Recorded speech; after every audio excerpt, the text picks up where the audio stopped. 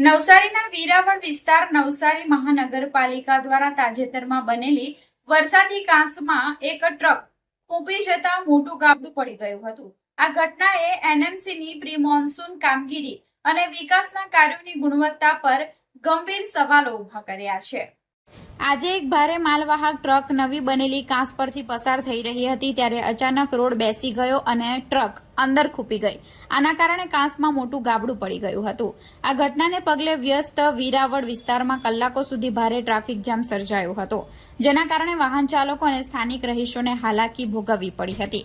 સ્થાનિકોના મતે મહાનગરપાલિકાના કોન્ટ્રાક્ટર અને અધિકારીઓની મિલીભગતથી આ વરસાદી કાંસના નિર્માણમાં હલકી ગુણવત્તાનું કામ કરવામાં આવ્યું છે। ચોમાસાનો પહેલો વરસાદ પડે તે પહેલા જ નવી કાંસ તૂટી પડતા તંત્રની કામગીરીની પોલ ખુલ્લી પડી છે। આ ઘટના બાદ સોશિયલ મીડિયા અને સ્થાનિક સ્તરે એનએમસી સામે લોકોનો ઉગ્ર રોષ જોવા મળ્યો છે।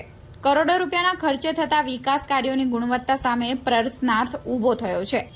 જનતા સવાલ કરી રહી છે કે જો સામાન્ય દિવસોમાં ટ્રકના વજનથી કાંસ તૂટી જતી હોય તો ચોમાસામાં પાણીના ભારે પ્રવાહથી શું સ્થિતિ થશે? આ ઘટનાએ નવસારી મહાનગરપાલિકાના વિકાસના દાવાઓની વાસ્તવિકતા દર્શાવી છે। હવે જોવાનું એ રહેશે કે ઉચ્ચ અધિકારીઓ આ હલકી ગુણવત્તાનું કામ કરનાર કોન્ટ્રાક્ટર સામે કોઈ કડક પગલાં ભરે છે કે કેમ।